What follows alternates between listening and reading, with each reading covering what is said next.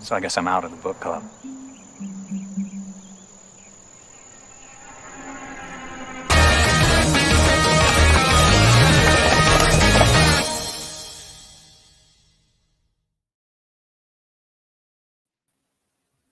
You're not out of the book club. You're in the book club. All right. Welcome, everyone. You're watching Unsafe Space. I'm Carter. This is Thomas St. Thomas. Hello, everyone. You know what? Thomas said maybe you should do the intro so you can tell people to like, click, and subscribe. I don't know, whatever. If you want to go to unsafespace.com, go. If you don't, don't go. I don't care. I more care about watching on Rumble. So if you can watch on Rumble, do that rather than YouTube, because YouTube is evil. So,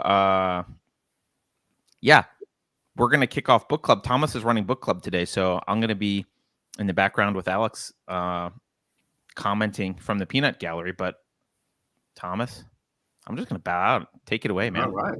Thanks for that, Carter. That was excellent. I'm a professional, so don't try and repeat this at home. Don't try that at home. All right, thanks. And it's nice to see everybody online. We appreciate you being here. I'm just going to go ahead and jump into it. The book we chose for book club this month was The Weirdest People in the World by Joseph Henrich, How the West Became Psychologically Peculiar and Particularly Prosperous. I didn't realize that was a tongue twister. I never speak, I just read. So I think the best way to understand this book is by first backing up a little bit and understanding what Professor Henrich, who he is and how we got into writing this book, do a little evolution of the evolution here. Who he is he's currently the head of he's the chair of the Department of Evolution at Harvard right now. And on his journey there, he used to teach in British Columbia, UBC over in Canada. And it was interesting to hear him talk about how he got to this point. He was invited to be a professor there and be part of teach classes for the psychology department and the economics department. And he hadn't taken any classes in either one of those departments. So there was an opportunity for him to bridge a gap in his own knowledge. But what he had done in the past was when he was a graduate student at UCLA, he taught a course on Guns, Germs, and Steel by Jared Diamond. Now, if you're not familiar with that book, what Jared Diamond did was address a question that a tribesman, I think it was in Australia, one of the Aboriginal people, or New Zealand, I don't remember for sure. But that person asked Joseph Diamond, why do you have these things and we don't? And Jared Diamond sought out to answer that question. So the book itself looks at the difference in wealth, prosperity, and the evolution of that throughout history. And it looks a lot at geographic differences, like, are you close to a waterway? Are you cut off from the rest of the world by geography? Are you living in a mountain and it's hard to get to other people? Because a lot of the way that we prosper is by learning from other people, what we would call cultural appropriation today. Now, having that background and that understanding and looking through the world through that lens, when coming to the University of British Columbia, Joseph Henrich then was asked to teach a class on the wealth of nations and how and why things were different with different areas of the world and why some prospered and why some didn't. Add into that the mix of having a couple friends that are social psychologists, and one of the friends was married to a Japanese woman. And this social psychologist got really interested in why he saw the world differently than her and started looking at cross-cultural ways of using reason to understand the world, cognitive abilities, cognitive habits cross-culturally. So he tells a story about being downstairs in the basement with a lot of his academic friends and talking about some of these differences in culture. And they decided to compile as much information on the differences between the psychology of people in different parts of the world. And what they came up with is what sparked the first step in this story. So there were a couple of things that they found that were um, incredibly helpful. I'd say not a couple, but three. The first thing is the bias samples. What they found is that most of what we know about the psychology of people, 96% of it, was all based on studies in North America, Australia, and Western Europe. 75% of all those studies came from American undergraduate students. So it's an incredibly biased sample. But, why does that matter? Aren't all human brains the same? Don't we all kind of think the same, but we have slightly different cultures? Well, that wasn't the case. They also found psychological diversity. And that was really surprising because they didn't expect that psychology would be so different from one country to another or one region to another. And the third thing was the psychological peculiarity. I've got P's everywhere. Psychology, peculiar. It's going to be a day of tongue twisters. So they found there was a lot of psychological peculiarity with the Westerns. The Westerns' mind was essentially anchoring the extreme of the curve. So not only was the Western mind the one that was mostly studied, when they started looking at different minds, we found that we were incredibly, and I say we, I consider myself a Westerner, we were incredibly peculiar as compared to the rest of the world. So if you look at a bell curve, we are way over on one side with all of the characteristics of Western minds. So that led them to start to try to understand what specifically those differences were. So in 2010, this group of researchers published a paper and they came up with the acronym WEIRD.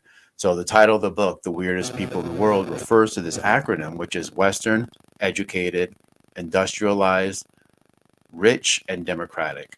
So people from nations like that tend to have psychologies that are very different from the rest of the world and incredibly peculiar as compared to the rest of the world. Now, that 2010 paper was really helpful. It set up some framework for understanding these differences. But what it didn't do is answer the question of why. Why were Western minds so different than the rest of the world? Now, there are some key things to think about when we're talking about what specifically was different about the Western mind.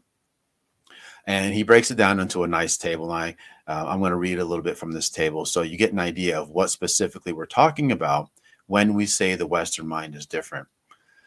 The first category is individualism and personal motivation, self-focus, self-esteem, self-enhancement, guilt over shame, which I thought was really interesting, dispositional thinking, where we attribute people's errors to their personality as opposed to random acts.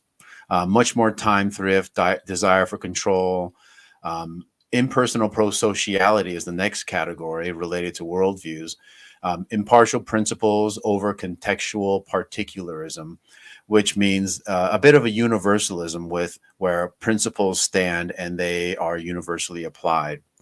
Trust, fairness, honesty, cooperation, an emphasis on mental states. So we have different degrees of murder because we believe that intent actually matters, and reduced in-group favoritism, and also the notion of free will, that individuals can make their own choices. And there were also some perceptual differences and cognitive abilities and biases, analytic over holistic thinking. So a good example of that he provides is that when Westerners look at a picture, they tend to focus in on all the individual parts as opposed to looking at the pictures holistically and really getting an understanding of how all those things relate together. We're really focused on the particulars. And I thought this one was funny. And overconfidence, specifically of our own valued abilities. So people in the Western world tend to be overconfident in the abilities of what they think matters. So that's the what. This book really takes the what and then starts to look at the why. Why are Western minds so different?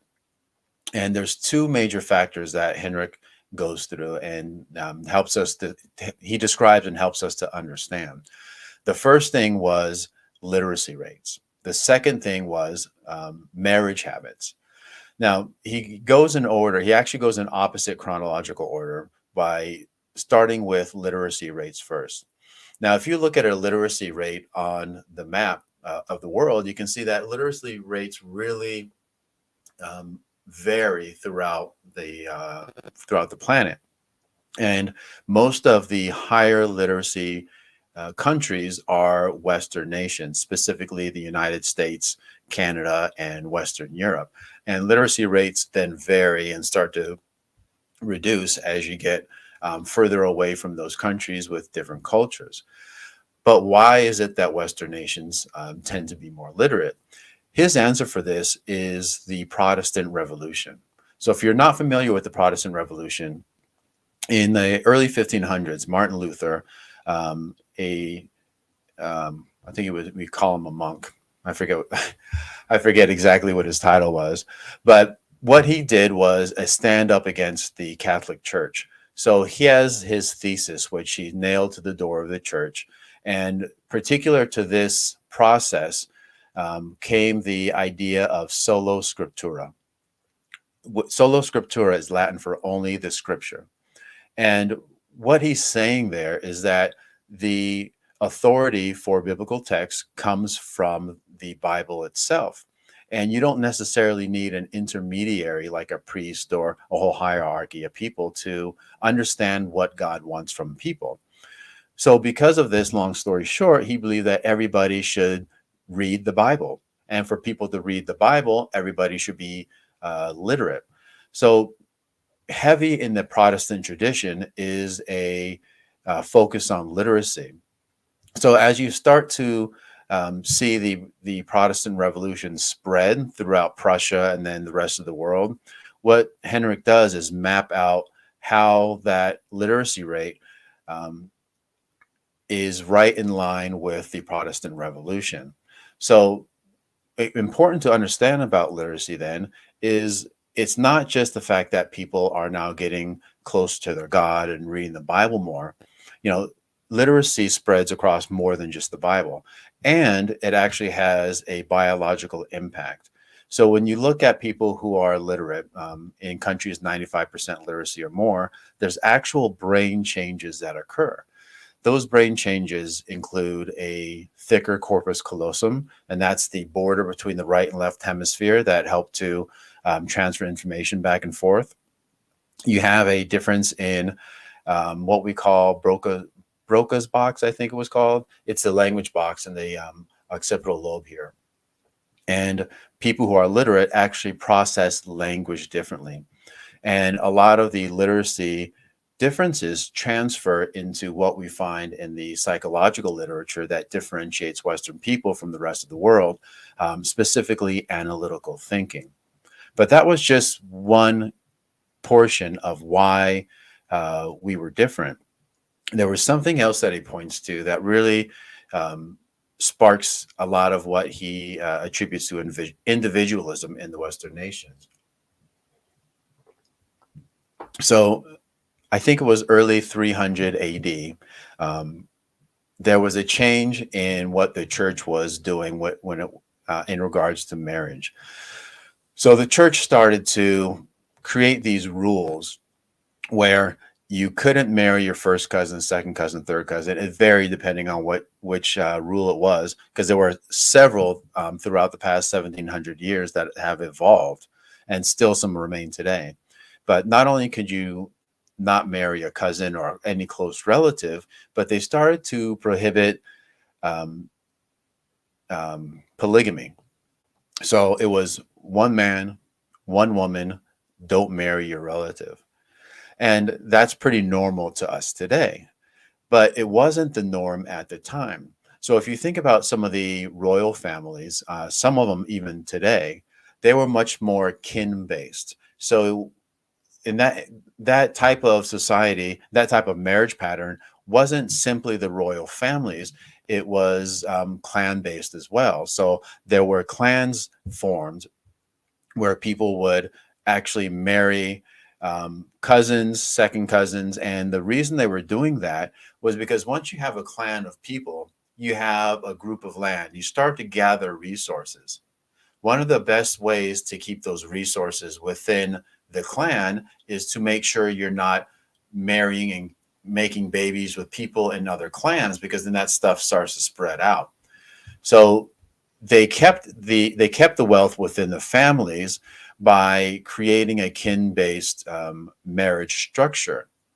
Now, once the church starts saying, well, you can't do that anymore, it's against the rules of God, you have to find another way, because people still want to have children. People still crave mating.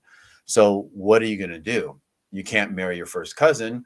And in the place where you live, almost everybody you're related to because you live in a clan. And that clan has been utilizing that manner of marriage for thousands upon thousands of years. So you have to marry outside of your clan. And when you're marrying outside of your clan, you don't have the pot of gold of a social status to offer somebody. And you don't have your mom, your dad, your uncle, your grandparents arranging these kind of things for you. So when people were marrying each other in these kin-based societies, it wasn't necessarily about me convincing you that we should get married and having to prove to you that I'm worthy of marriage. I didn't have to do any of that. I didn't have to develop myself and prove it to anybody, because I already had something that was probably arranged since I was a child, or even sooner. People already knew who they were going to marry. So there was no need to puff themselves up and really have anything to offer. But if I have to go find someone and convince them I'm worth marrying, I have to come with something, and I have to start to develop myself. And that shifts things from this mentality of a collective wealth, like you're marrying into my family. So I'm focused on how worthy my family is of this bond. I have to start thinking how worthy I am of this bond and proving to you that I am. And if I want to do that and I want to get a better and better mate, I have to start focusing on myself, my self-worth, developing myself, and then proving that I am worthy of marriage. So a lot of times you hear that women tend to marry across and up a hierarchy. That in part is why we assume that now, because prior to that, you didn't have to actually do that. So in Western nations, people are now doing that and have for hundreds and thousands of years, likely because they now have more of a sense of self-worth and individual development. So they keep climbing up that ladder to prove that they can get a better and better, more worthy mate. Now, why is this all important? Now, it really struck me, and this book really changed the way that I look at history. I had some pretty good ideas about the differences between wealth when it came to geography and people moving from place to place, from Jared Diamond's work and understanding that. But I think what Joseph Henrich did here was really next level. He got in and got really specific, not just on how wealth is produced and created, but what motivates people to do that in the first place. You have to have some kind of motivation. You have to have the right mentality to be able to make these kind of moves. And it was really interesting to also understand that there's a biological component that can change in people simply based on culture. So if you take somebody from a non-Western nation as a child and bring them to a Western nation, and and they're literate and they're educated, if they came from a non-literate region, that in itself is going to change the biology of that person. So it reminded me how deeply culture can affect biology, not just on a whole population, but also with individuals. And it really fit in with some of the things that I already intuitively knew, but didn't know why. So one of the things that I thought about with this is um, I was in the military and I had a couple of trips to Afghanistan. And in the book, Joseph Henrich brings something up to where there was a conversation with an American and an Afghan leader, and they were coming up on some American-sponsored elections. And we always have this idea that we're going to go to these countries, we're going to get rid of the bad guys, we're going to set them up for democracy, and they're going to start voting because everybody thinks like we do. Everybody wants freedom, everybody wants liberty, everybody wants democracy. They just have bad people that won't let them have it. But that's not the case, and that's not what I experienced, and that's not what we experienced in some of the examples here in Henrich's book.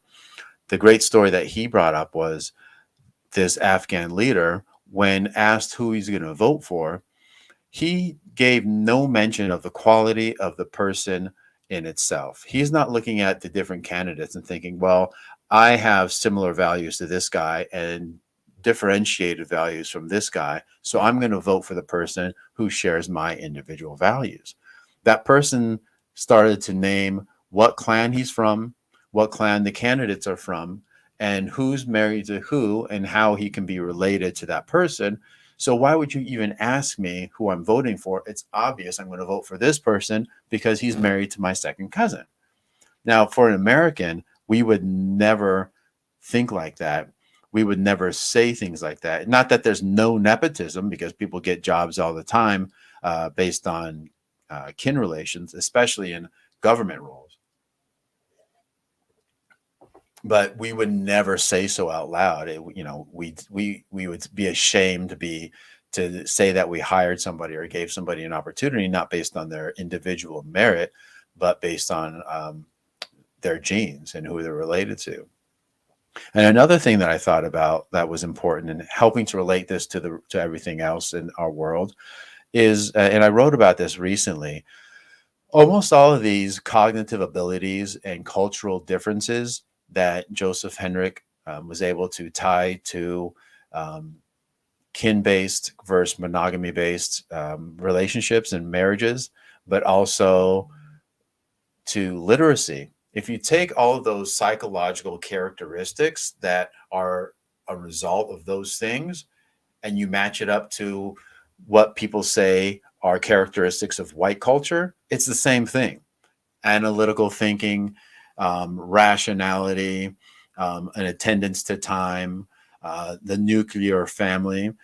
All of those things are cultural consequences of what he's describing in this book. So it also reminded me that not only is a lot of that stuff, yes, exactly. Thank you. If you look at that right there, all that stuff is either directly or indirectly related to what we see in this book as cultural consequences of literacy in the nuclear family. So it was really interesting to see that and start to tie those two together and understand that people who promote things like this are not only morally wrong, but they're technically wrong as well. So we can point to that as well.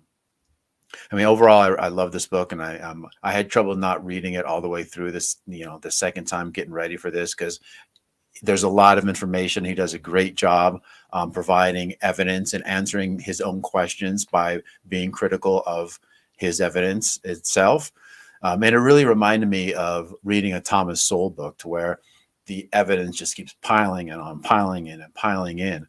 And I wasn't surprised to find out later that for this book, Dr. Henrich actually received the Hayek Lecture Award because Thomas Sowell was also a student of Hayek. And actually, Hayek said that there was a book that Thomas Sowell wrote that he wished he had wrote.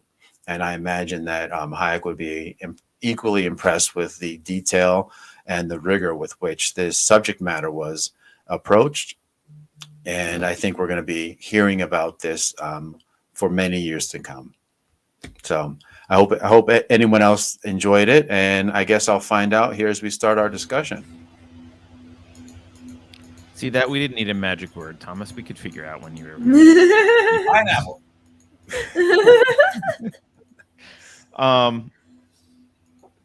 Yeah, I don't know if you want to kick it off. I'm glad that you brought up the attributes that were, I think, from a racist mindset attributed to whiteness. Mm-hmm. Because I had that graphic already queued up because it was at the forefront of my mind. So when you started talking about it, I was like, I'm just going to share the screen. It's right here. Yeah, I was reviewing the book, getting ready for our book club. And as I was reading some of those things, it clicked. I was like, oh my God, that's whiteness. Yeah. The thing that really struck me about it was that when we first all saw that whiteness woke list, of course we were all offended and said this is racist and this is stupid and why are you saying this is whiteness? But after reading the book, it's odd because I understand why they made that mistake. All those attributes are a thing, and there is an overlap with white people because it happened to be white people doing them, but all those things are a thing. They are a thing related to Western culture. And that's what makes them distinct, not that they're people with white skin. And if you think about the radical left agenda as being to destroy Western culture, well, what you would do is you would identify all of the things that make Western culture particularly successful and able to write alliterative titles like that, and particularly prosperous. Sorry, there we go. Psychologically peculiar and particularly prosperous. You take all of those things and you tie them to the villain of the day, which is a lack of melanin. And this is how you can tear all that stuff down. And so it's quite an effective strategy. And but it made sense why it was. I don't know, it made sense to me. I was like, oh, I get why they're calling it whiteness and why those are the things that are whiteness. That makes sense. Yeah, and I wonder how deeply they actually see those connections, if at all. Because it could be easy to say, oh, I see what they're doing. They're breaking up a nuclear family because they're totally aware of Dr. Henrich's work and how it ties into this. And we're also going to reduce literacy by promoting SEL and getting rid of phonics. So we'll pretend like we're doing good, but it's like, nah, they probably have no idea. They just see nations that mostly are white that do this. So that is whiteness. Yeah, although I would say I don't know how you felt about this book, but my feeling was, oh, he's explaining and naming and justifying a sense I already had, which I get in a lot of books, right? A lot of times there's like I felt that way. I think a lot of people felt that way when they first started reading Ayn Rand. They're like, oh yeah, she's naming some stuff that like I kind of felt, but I didn't really know how to defend. And I get that sense from this book where it feels like there's something different about Western culture. It feels like going into Afghanistan and saying, hey, we've gotten rid of the bad guys, vote yourself a success isn't going to work. But I didn't have a lot of data and understanding to back up why that's not going to work. And I think him filling that in is super important. What are you Alex? I loved this book. I read it twice in the time that we decided on it. I was like, because I read it the first time and I love this kind of writing that really like explains psychology and goes into the brain too, because I hate it when people talk about culture and psychology and don't touch on the physical aspects of the brain, because I feel like they're deliberately ignoring a huge influence that has to exist because we are our brains. So, and I do believe that I already had before I read this book that our habits and our behaviors will have an effect on the structure of our brain. So to have someone use that theory and show how exactly literacy has that effect on us, I was impressed. I always kind of figured there was a strong difference between being literate and illiterate, but not illiterate in the way that Westerners or literate societies think of it. More like the entire society you live in is illiterate, and how that would affect things, and especially over time, because when people talk about the undeveloped world, they often are terrified of how to talk about it because they don't want to be culturally insensitive. And even just saying that we're different is enough to freak some people out. And but the thing is, though, is that there are differences, and we have to examine what they are, because otherwise we'll never know like how and anyone could meet at the same point, if they even want to, by the way. And so it always kind of bothered me that people aren't doing this kind of research enough. So this book was like a breath of fresh air for me. I really loved it. And like I said, I love this kind of research. I think it's awesome. I also had already known that most psychological and sociological studies in the West were too narrow, because not only are they narrow in the fact that they're not studying people from other cultures, they're also narrow in the fact that most of them study graduate students as the subjects of the studies, which I already felt for Western society alone was too narrow, because you can't use that's a very specific demographic. There's so many people, even in the West, there's so much diversity of ways of life, that just looking at people who are in universities is really, really narrow, and it's going to skew your results. And I did a lot of sexual study research, and I've noticed that, especially in that research, that they have a very narrow understanding, and that's where I got that idea. So the idea that it's even worse off that we're applying these human universals incorrectly because of the fact that we're only looking at, even when they have Asian students, they're still just looking at students at universities. It's so narrow. And what's annoying is that intellectuals often think that they don't have any blind spots, even when they're looking for them. They're like so willing to believe themselves so intelligent that they won't have screwed up and have this gaping blind spot.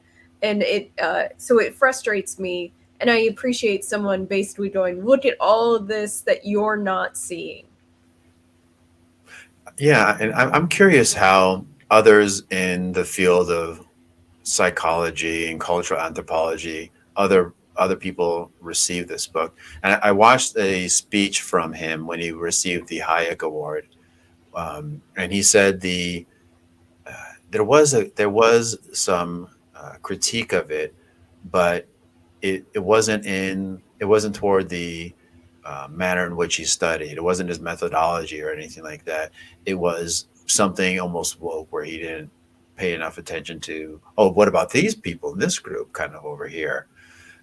So it was interesting to hear that. I haven't been able to find any really good critiques of the ideas that he's come up with yet. So I don't know what they're thinking about it yet, or if they're even bothering with it. Someone in chat brought this up, and I was going to bring it up, so I'm glad he did. Judson brought this up.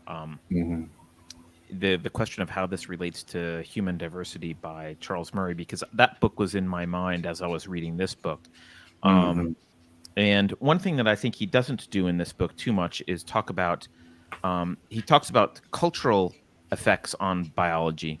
but he doesn't go the step further about epigenetic effects and how this can last. He talks a little bit about immigrants whose parents are from a different area, but he implies that their changes in their different psychologies related to the environment in which they grew up.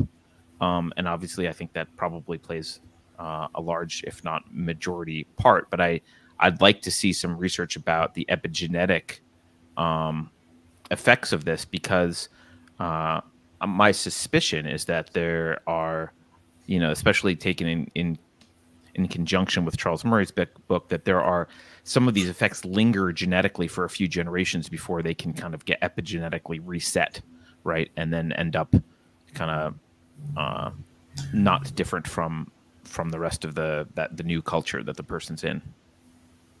Can you give me an example? Because when I hear you say that, I'm thinking, okay, some of the things that were different were the actual corpus callosum, the Broca's area, the letterbox, things like that.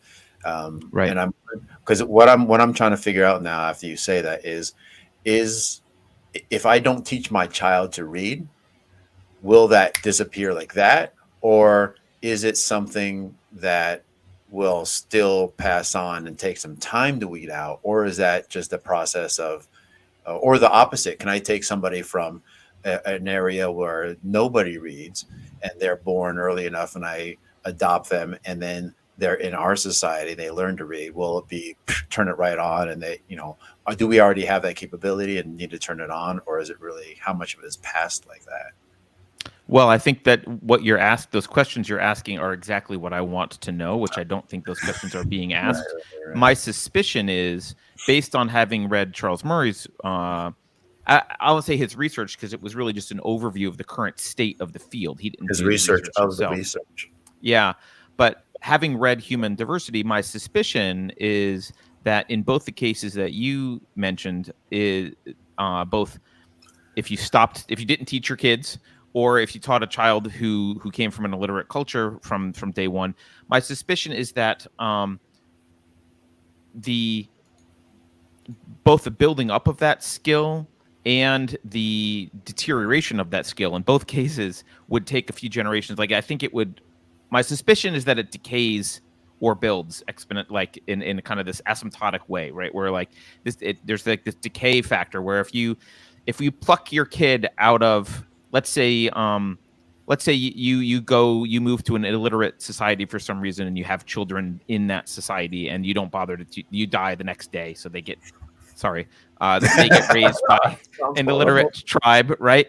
I think their brain probably still, this is just my suspicion, and it's only based on my understanding of Charles Murray's work, but my suspicion is that their brain's still going to have some of the unique features that your brain has, because you have spent, and for generations, in the West, and that their kids will have less of it, and then their kids will have less of it, and then like it'll kind of die out, and they'll meld into that group eventually. And the reverse is true. If you adopt someone from an illiterate culture, they will have a more difficult time. Their brain won't fully have gotten to the same psychological state as everyone else, but their kids will be closer, and their kids will be closer.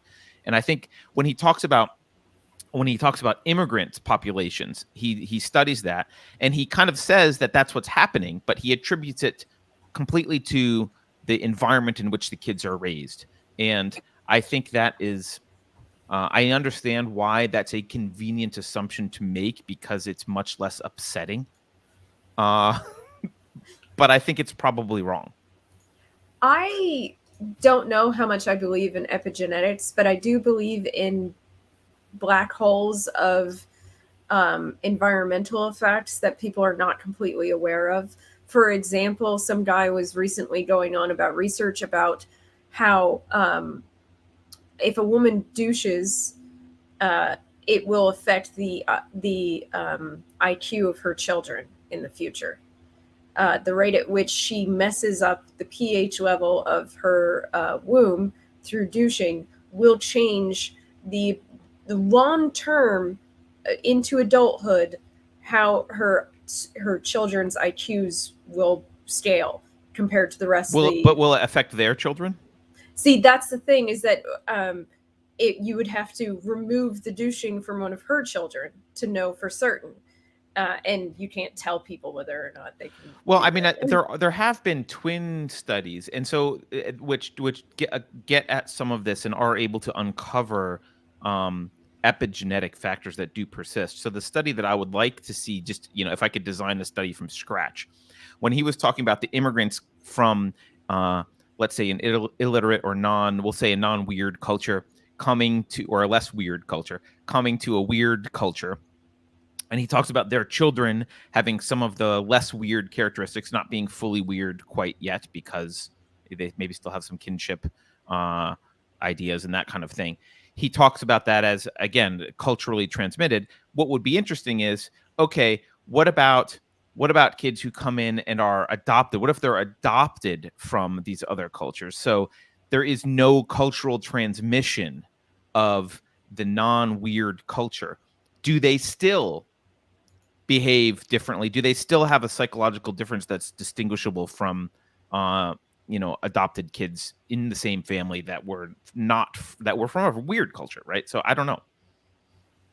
And there's a more extreme way to even think about that, I think, and tell me what you think.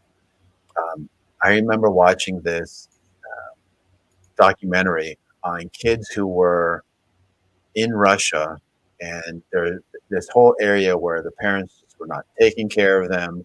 A lot of them were in orphanages, and they actually found kids who lived outside with animals, essentially raised by wolves.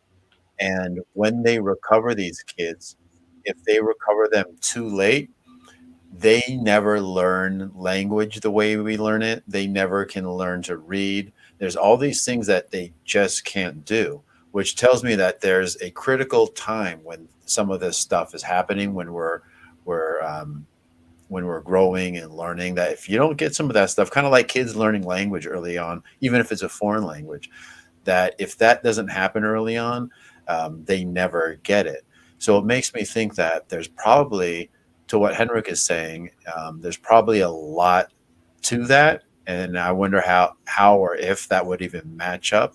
And not to say that there isn't anything epigenetic, because I think in chat I saw Judson was saying something about selective breeding as well, which also is something Charles Murray talks about in the bell curve and beyond, because these people who then are highly literate tend to mate with other people who are highly literate, IQ, etc. So there's probably some latent effect of that as well too. Yeah, I think that's I think that's separate from epigenetics, but probably more powerful even than epigenetics is that factor, right? I mean, Thomas, well, you're already married, but like I was gonna say, you're unlikely to marry someone from a non-weird, like you are very unlikely to just go randomly marry someone from a culture that's a kin-based, illiterate culture. That's just not going to happen, right? So even just being here increases your odds. And then we do know that people tend to, educated people tend to marry educated people. There's generally, you generally look for like minds. So you're going to have that self-selection. And even the time when you're looking for a mate, you're probably in the institutions and in the jobs that match up. So just who you're around is likely going to match as well. Yeah, right. If you're a grad student making your money by participating in psychology research, you're probably not. You're less likely to run across someone who is a day laborer somewhere and working on a farm, right, and get married. Like that's just unlikely. You could, but it's unlikely. That is likely. Well, and the thing is though about the kids that didn't have adults teaching them language, that's like a different part of your brain than the literacy part. Like I know a lot of people, they're related, but they don't work the same exactly. So like, yeah, there's a certain point where if a human being has not been taught language in its lifespan, it cannot really learn it. Literacy does not work the same way. If you grew up not knowing how to read and write, you can learn it later in life. Because it works on a different part of your brain, and you already have the basis that you need, which is speaking and Language. understand people who speak. So like you're already like, oh, way ahead. So that it is like a dramatic difference. I would say I wouldn't call that one similar, because that can happen to kids who grew up in literate societies, in weird societies. That happened to a little girl who was abused. Her family like essentially stuck her in a closet for most of her life, and she never really learned how to speak either. So, and that was someone in a Western society culture. So I that's why I say it's like it's a pretty big difference between the two. Yeah, that's a good point. I've seen stories recently where people learn to read later in life, so I can see your point there. Yeah, but they're having to start off with that language basis. Right. Yeah, I mean, the reason I brought up the Charles Murray stuff is just because I think it's a fascinating question. I don't think we know the answer, and I think there are these factors like possibly epigenetics or definitely spouse selection, right, and all that kind of stuff that do influence, you know, on a genetic level what happens to populations, and I think we also know that software changes are much easier than hardware changes, right? We like in terms of like, you know, it's much easier for us to evolve different behavior than to grow taller, right? You know, genetically, right? So we know that that's very likely because we know there's been physical differences among populations. So of course there have been cognitive differences, and that might just be preferences for kinship or you know, rules about how classifications of things work. One thing I found odd, I'm often accused of being overly analytical, which I don't view it. I know I don't view this as a I don't view that as a insult, but I think it's meant that way. But what I found was funny was the examples that he gave of the I think he called it the triad test, where he put three things Dark like triad? No, not that one. Where he would like a bunny, rabbit, and a cat and a carrot or something like that, and you would have to pair two of them together. Yeah. Right? And he was saying, oh, analytical people pair the bunny and the cat together, but holistic thinkers pair the bunny and the carrot together because of the relationship. Every time he brought one of those up, my gut was to pair the relationship things together. I was like, oh, obviously the hand goes with the mitten and like not the shoe or whatever it was, right? So I wonder sometimes, I'm suspicious of psychologists often because I think, you know, he's revealing a big bias they had just because they didn't realize, like, oops, we're only testing kids in universities in the West. Oops, that's a big blind spot. I think also a lot of their experiments that they perform make assumptions about how things would work that aren't necessarily correct. Like I think an analytical mind could say, yes, it's very analytical, but I base them, but relationships are a categorization taxonomy that can work, and you might answer. And he actually even realized that there was some problems with this when he ran into a group that wasn't analytical. He thought they were making analytical decisions. I think it was about like a pig and a corn and a dog. And he was like, oh, they're making an analytical decision because they're putting the pig with the dog, and that's an analytical decision, and they should have put the pig with the corn because that's the relational decision. But it turns out the people in that culture used dogs to protect pigs, and it was a relational decision, and that's why they were together. And it was like, oh, you just don't understand. I think it's very difficult because we're all stuck in our own brains and our own way of looking at the world. And so I might think, well, Thomas will answer A and B if he thinks X, Y, Z, and he'll answer A and C if he thinks this other thing. And like, actually, that might not be why Thomas is answering those questions that way at all. I don't really know Thomas. Like, so I had the same problem though, Carter, with it. Like like for a good example for me was the whole do you wait? The examples you gave are great because I also was like, how is that not an analytical decision? I don't get this. But anyway, I was like, Yeah.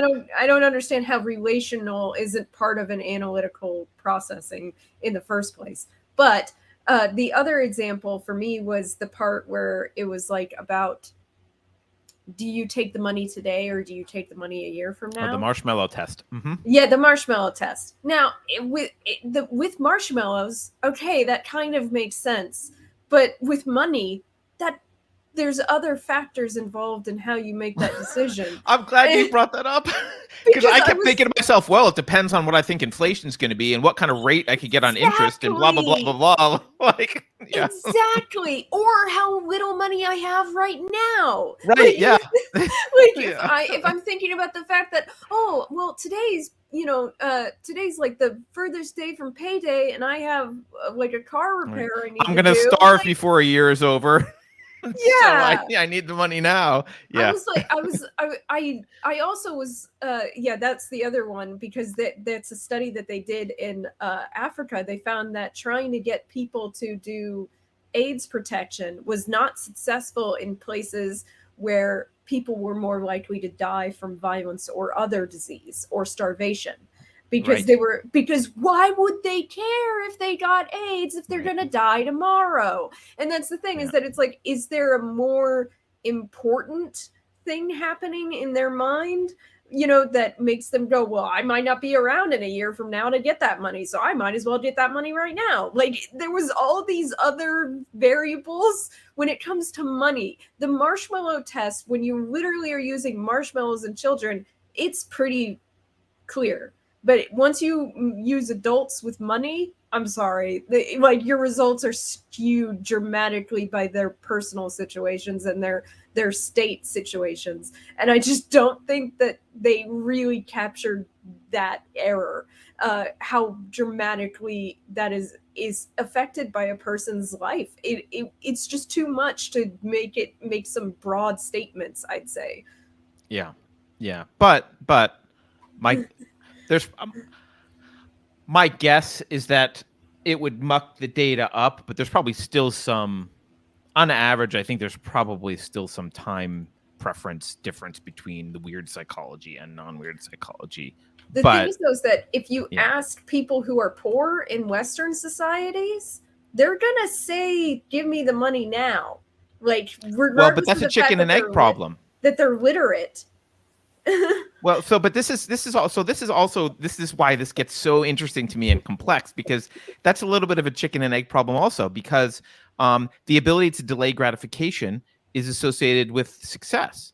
So if you pass the marshmallow test when you're young, you're more likely to be successful when you're older. So we could say, well, if you check poor people, they're going to take the money now, and that doesn't mean that they don't have time preference because they're, well, maybe it does. Maybe they failed the marshmallow test earlier, and that's why they're poor, right? And I'd say in that instance, then you need to test them with something other than money to see whether or not they can delay gratification, because they actually have needs for that money. You don't have needs for a marshmallow. You just want a marshmallow. It needs to be an over and above extra thing that doesn't have material impact on their survival, right? Yeah. Yes. That's my, I think you can prove it if you do something other than money. Like, I just think money is too complex of an issue to really make any sweeping generalizations about it. Like I said, the marshmallows work, but I just don't think money does. Yeah, that gets into some of my questions later. Like, I was really thinking about this morning is, we're looking at Western nations, and of course there's variability even within countries. I want to know what the variability is within our country. I would love to understand what the difference is, not only in brain structure, but analytical thinking and all of these different things. Like, what is the variability within this population, and what, if anything, does it correlate to? Judd Judson in chat brings something up that I'm not familiar with at all. He says, oh, maybe I can even put it on screen. It's been so long, I forgot I can do that. You can. He says, there was that inbred family detailed in Soft White Underbelly. I don't even know what that is. I don't know if it's a show or a book or whatever, that produced non-lingual people. there must be a genetic component. Are you familiar with what he's talking about at all? No. I'm thinking Appalachia. That's the first thing I thought It of. sounds like Appalachia, but If he's still on, Judson, if you're still on, can you give us a little hint of what that's about? yeah. But Well, go ahead. bringing that up, it reminds me of something that there was a statistic that Henrich shared in the book, where when he's looking at the state of today with kin-based societies, the people from Boko Haram, Al Qaeda, and a couple other terrorist groups all recruit from areas that have higher rates of kin-based societies, which is also correlated with violence. And then there's not a survey, but what do you call it when you count people? Census data from, I think it was 1790, where the places that had the highest murder rates in 1790 were highly populated with people from Scotland, from a region that was more kin-based. So those kin-based people in Scotland come over to the United States and they bring that culture with them. And today, those same regions that were populated by those people with the high violence rate today still have a higher murder rate, just like they did in 1790, which also ties into something I read in Thomas Sowell's book, Black Rednecks and White Liberals, to where the people who came to the South were different from the people who came from the North, and they were those same people who came from those kin-based societies. Go ahead. Sorry, I'll be right back. Carry on. Gotcha. Alex, did you read Black Rednecks? I did, and I was here for the book club for it, and yeah, I definitely picked up on that too, because it was pretty interesting to me that it's like, oh, that translates.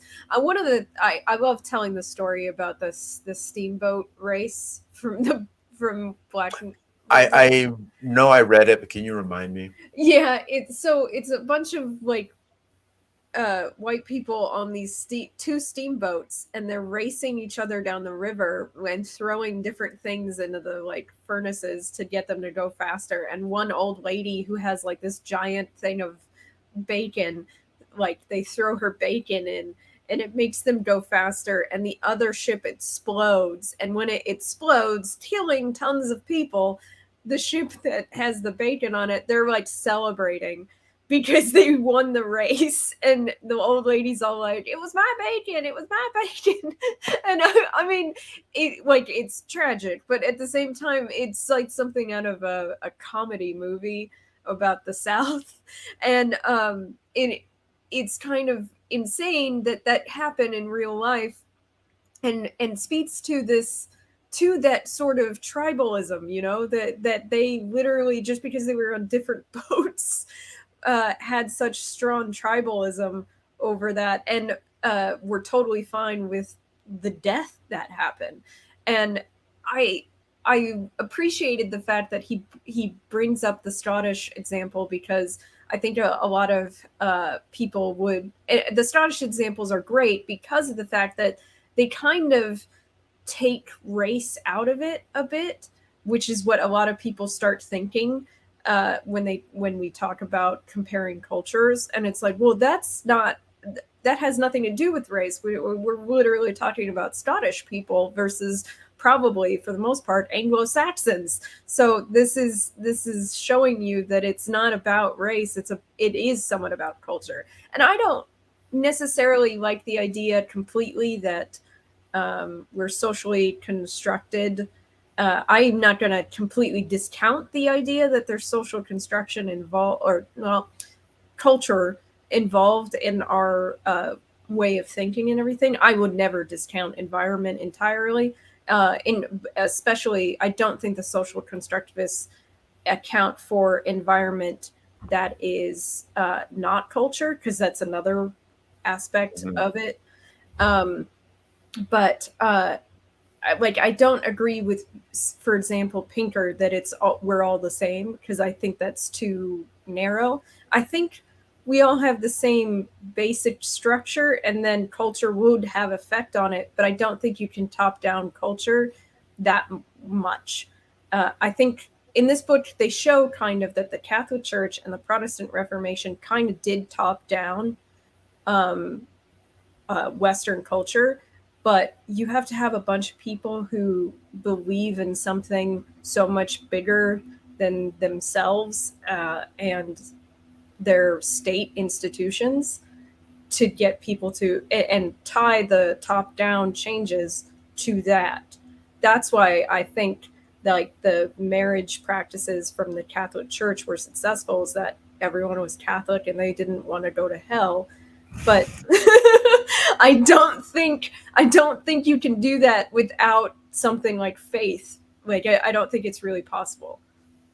Yeah, and that's interesting you say that. And I think that's, there's got to be, even if it's top down or even if it's rational thinking that brings us there, there's got to be some kind of emotional attachment to those changes. And I think that I got the feeling that Henrich was, when he was explaining some of the reasons behind the Western mind, it was all, well, the church did this and this other church did this. So he almost wanted to explain that, well, they didn't do it because it was really part of their religion. It was more about them getting power, because if the Protestant church or the Catholic church says, okay, everyone has to get married to somebody who they're not related to, they're going to start to break up these clans, and it also affects royalty. So are they doing it because they're pulling it from scripture, which you can, or are they doing it because they want to gain power because they're breaking up the clans and the institutions that hold that political power?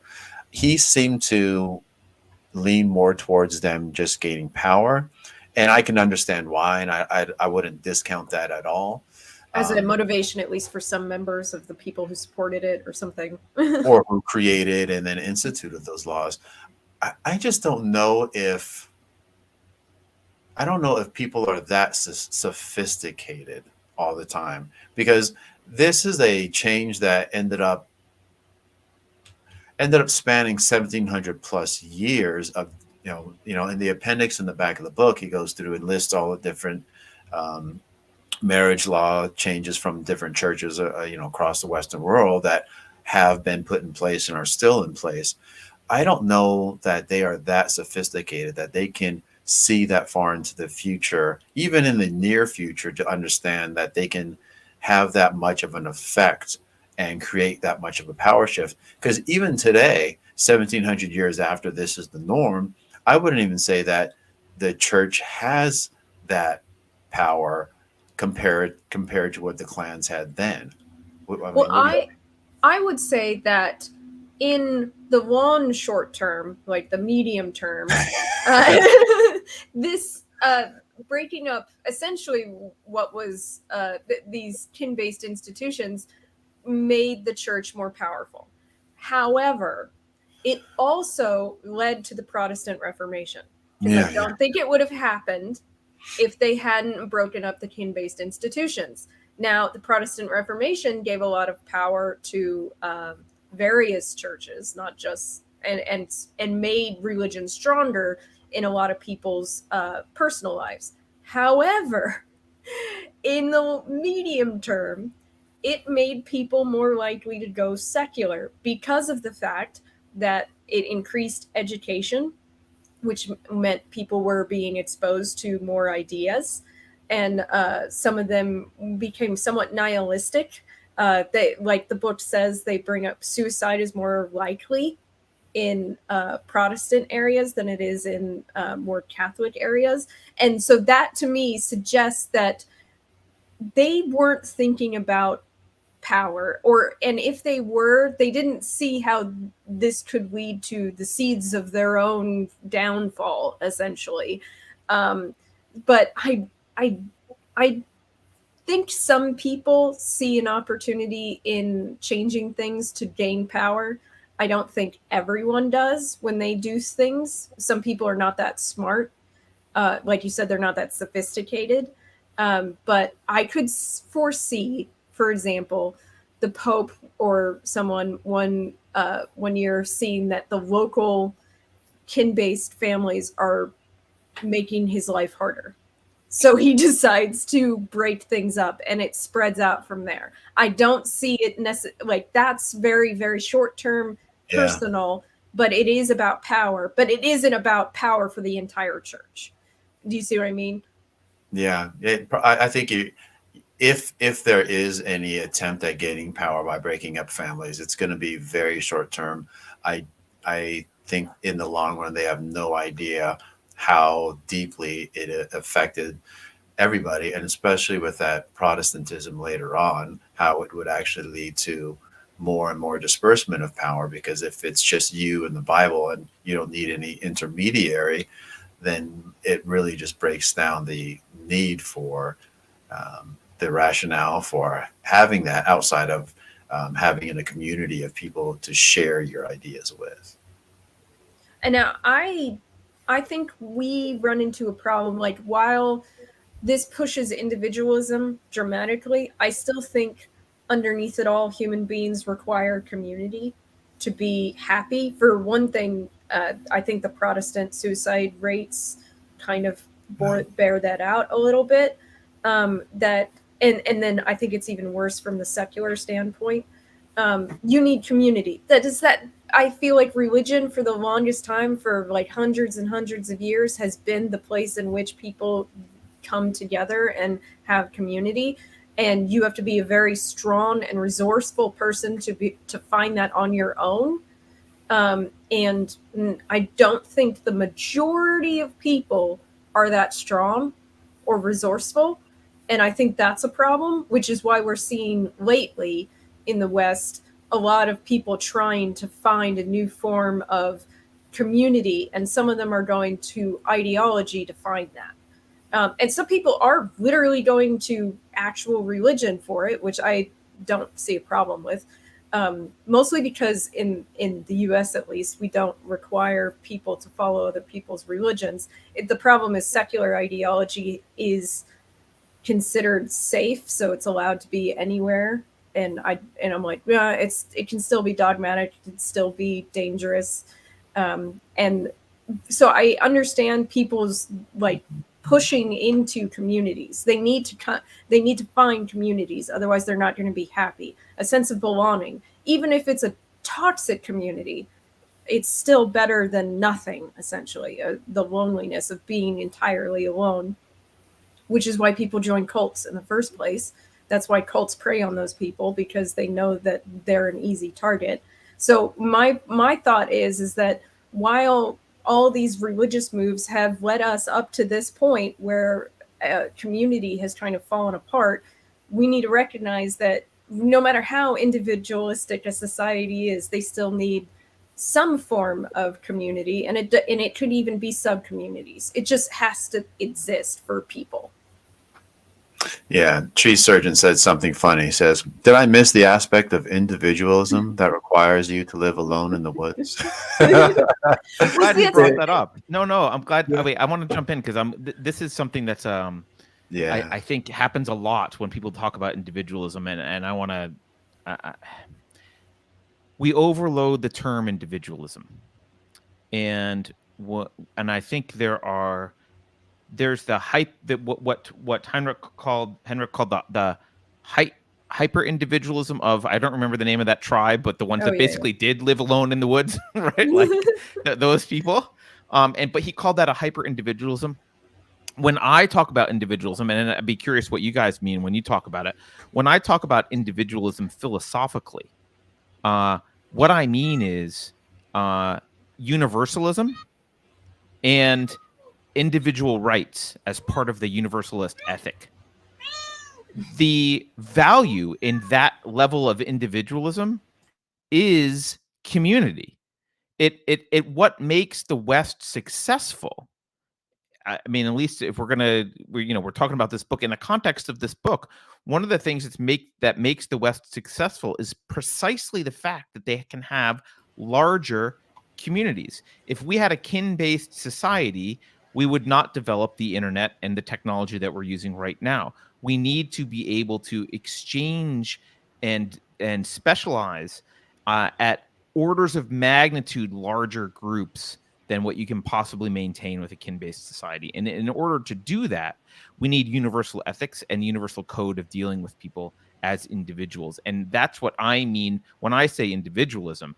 I don't mean living alone in the woods, gazing at your own belly, not having any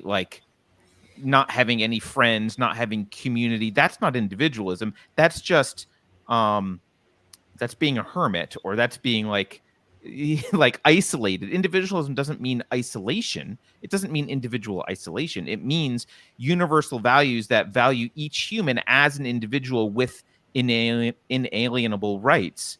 That applies to all humans, and that's what allows us to create societies where we do cooperate and we do have some sense of community at a much, much larger scale, and allows us to have supply chains that come from across the world and send chips to our iPhones and like all this kind of stuff. So I guess what I think,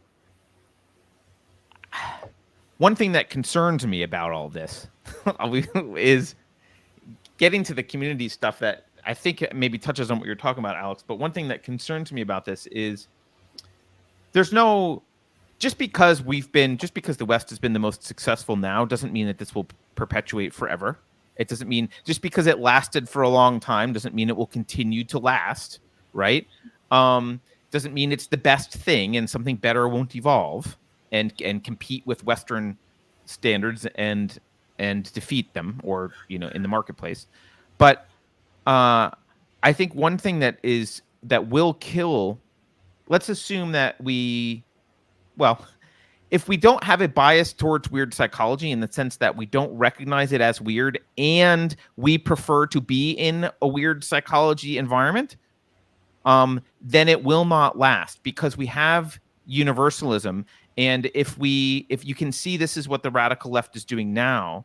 They have a weird psychology. So they've applied this universalist ethics to everyone, like everyone needs to be treated the same and blah, blah, blah. They don't want special kin relationships or in-group stuff with respect to the West.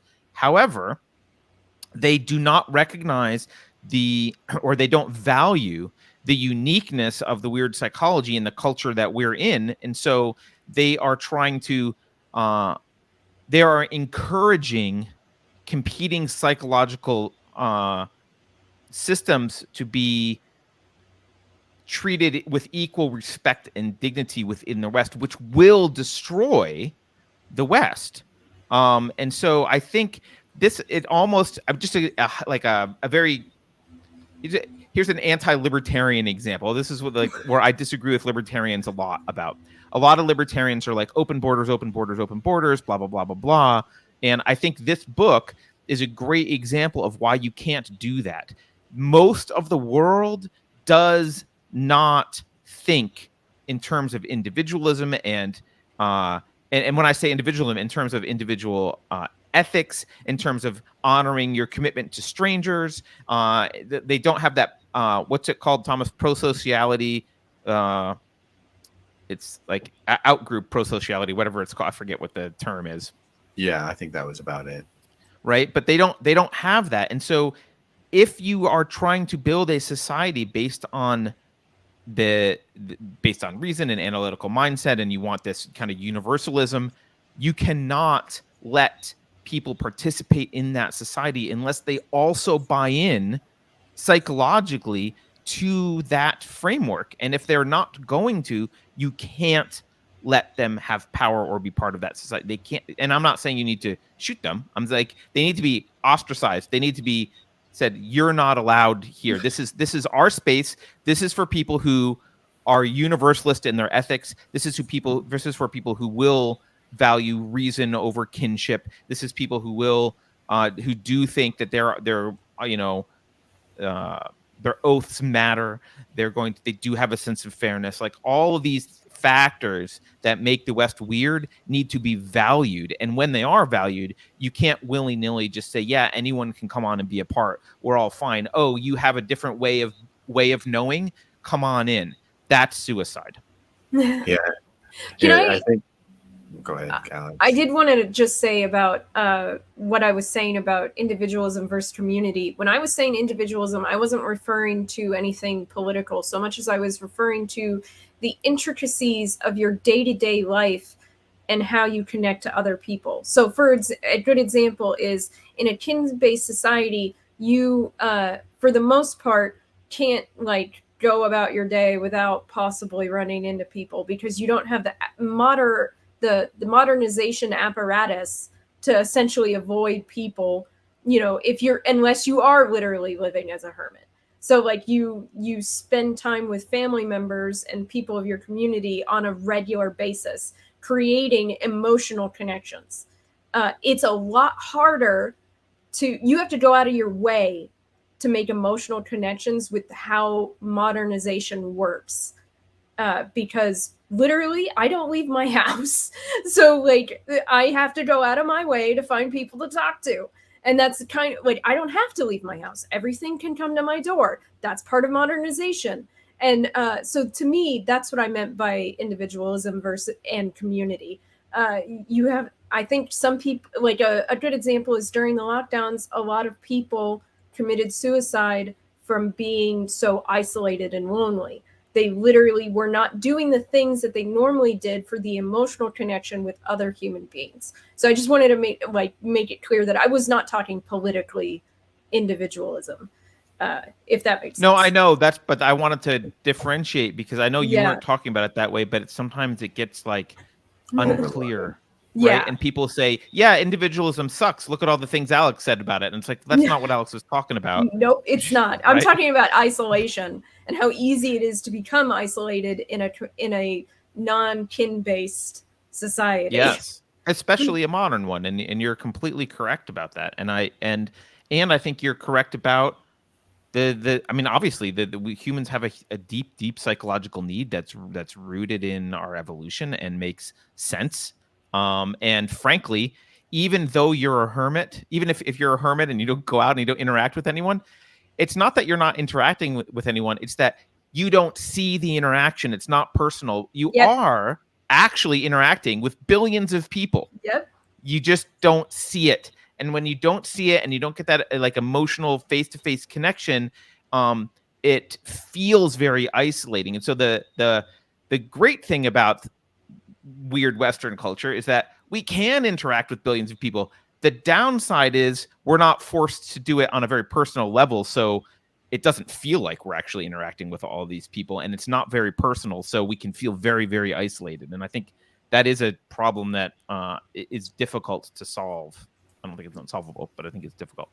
Yeah, I don't think it's unsolvable either. Obviously, I feel like I have friends and personal relationships, even though I don't leave my house. So I don't feel isolated at all. So it's solvable. I feel like I'm a good example of that. But I just don't think that a lot of people are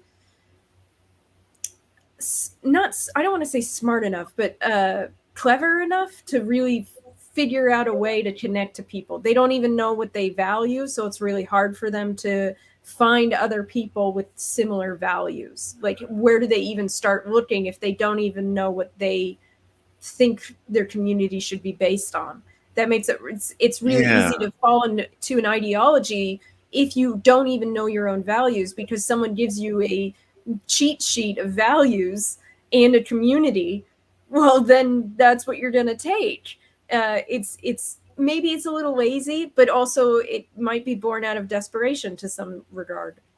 Yeah, and to what you said earlier, that kind of started this all off, Alex, to where if people aren't going to church on Sundays, they have to form their own communities. And to form their own communities, if they're not going to fall into something that is ideological or doesn't really match their values, they first have to be able to articulate their values.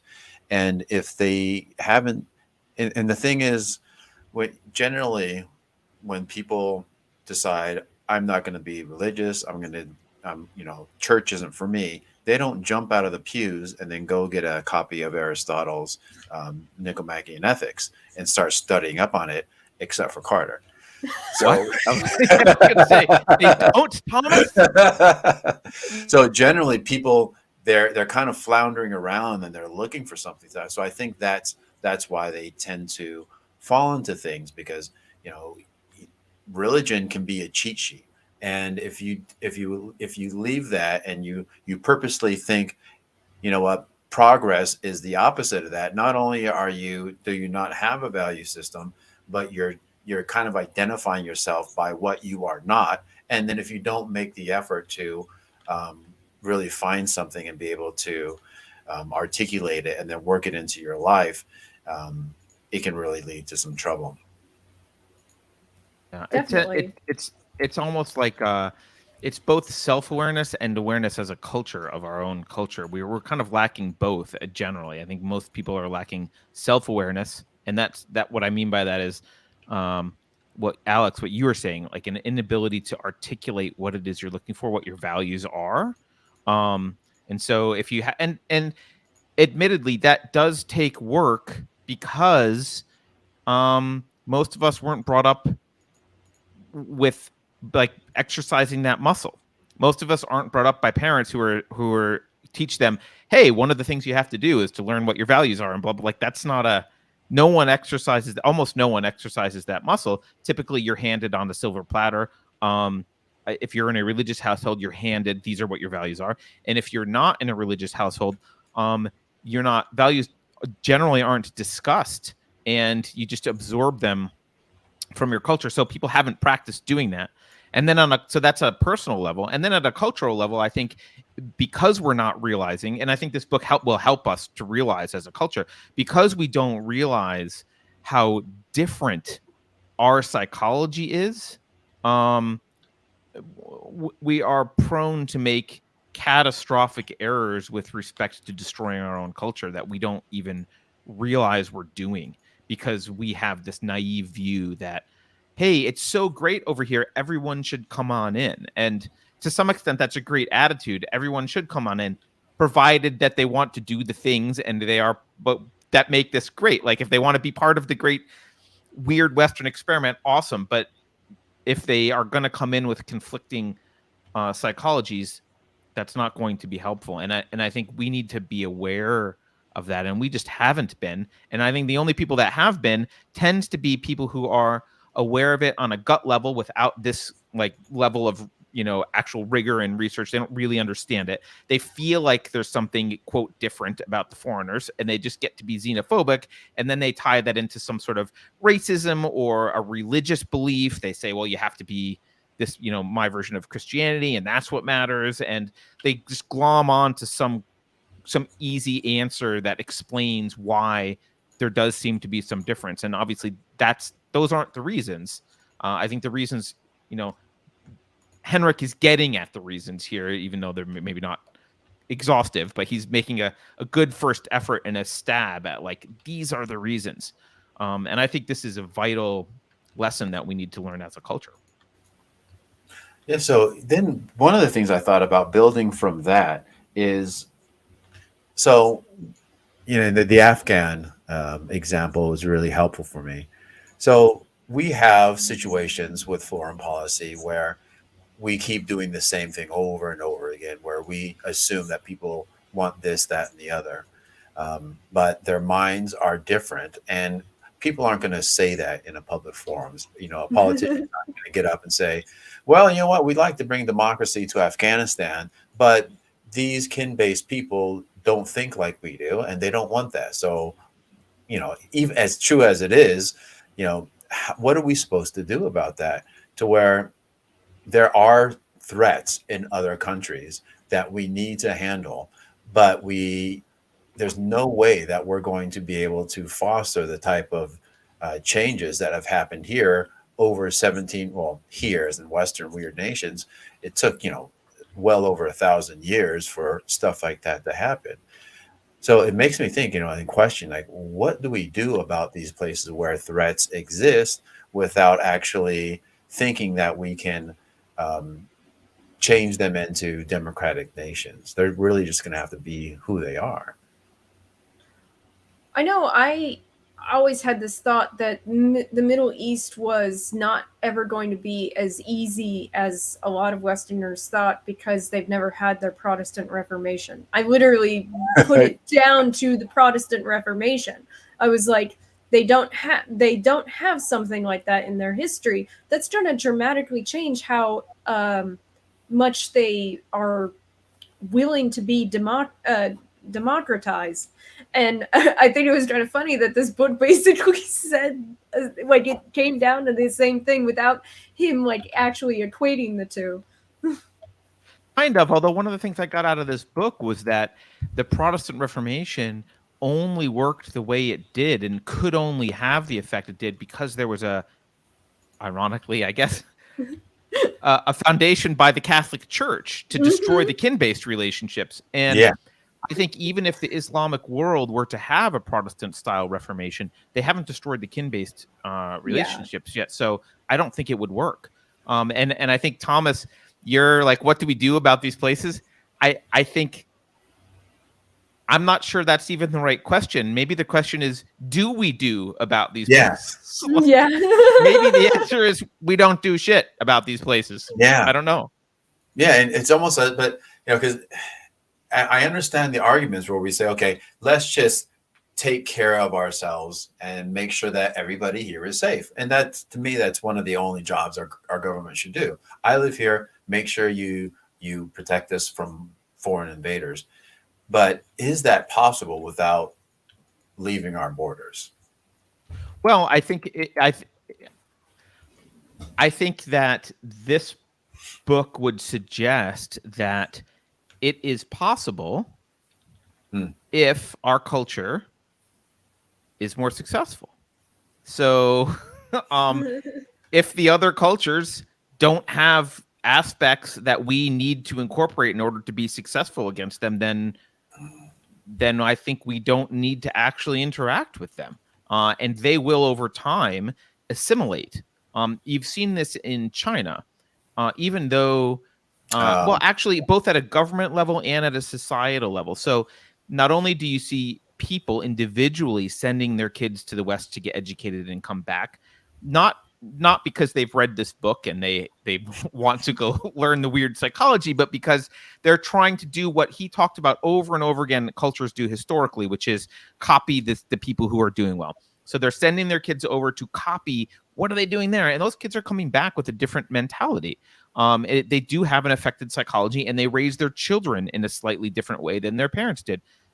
At the government level, I think you see the same thing. You saw at the end of Mao's reign, you saw Deng Xiaoping come in and say, well, the stuff that Khrushchev's doing sucks. Well, Mao sucked, but that didn't work. Khrushchev seems to have like that blown up the Soviet Union. Like that experiment's not going well at all.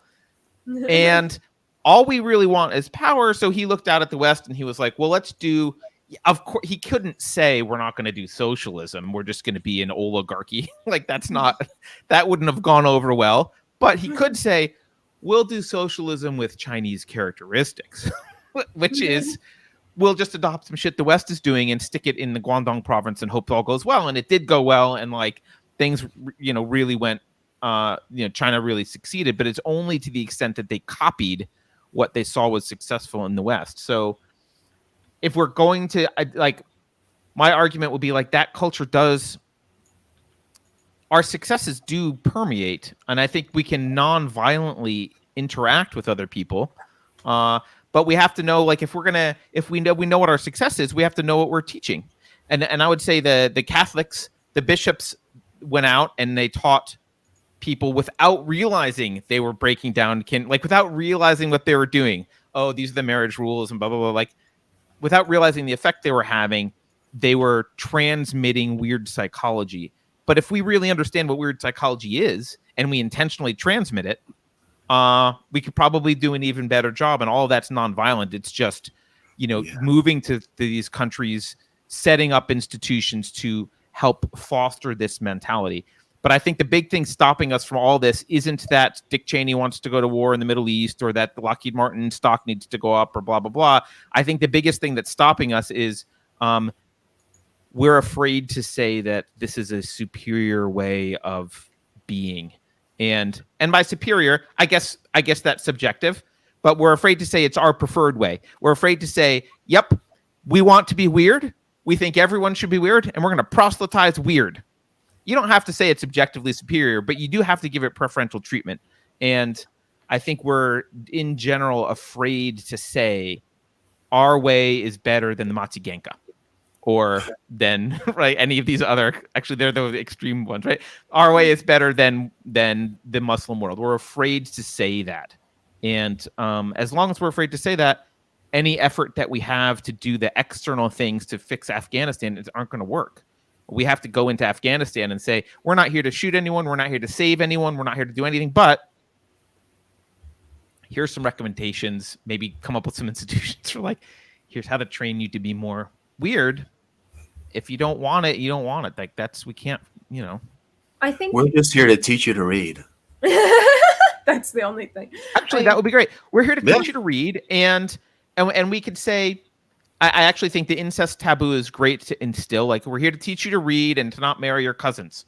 Like, And it has nothing to do with religion. We just want to make sure that people, here are the diseases and the developmental issues with all of this, that, and the other.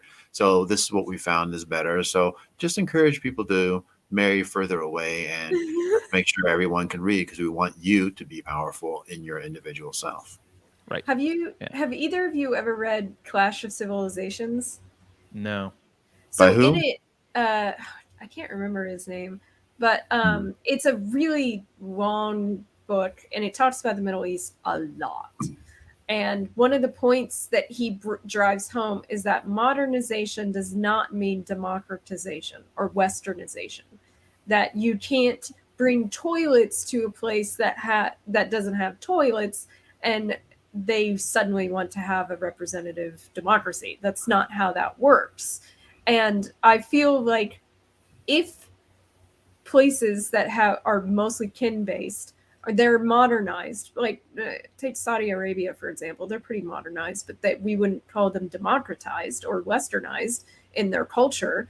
Not necessarily that they need to be, but if you can't, I think a lot of people assume that the two go hand in hand, and they don't.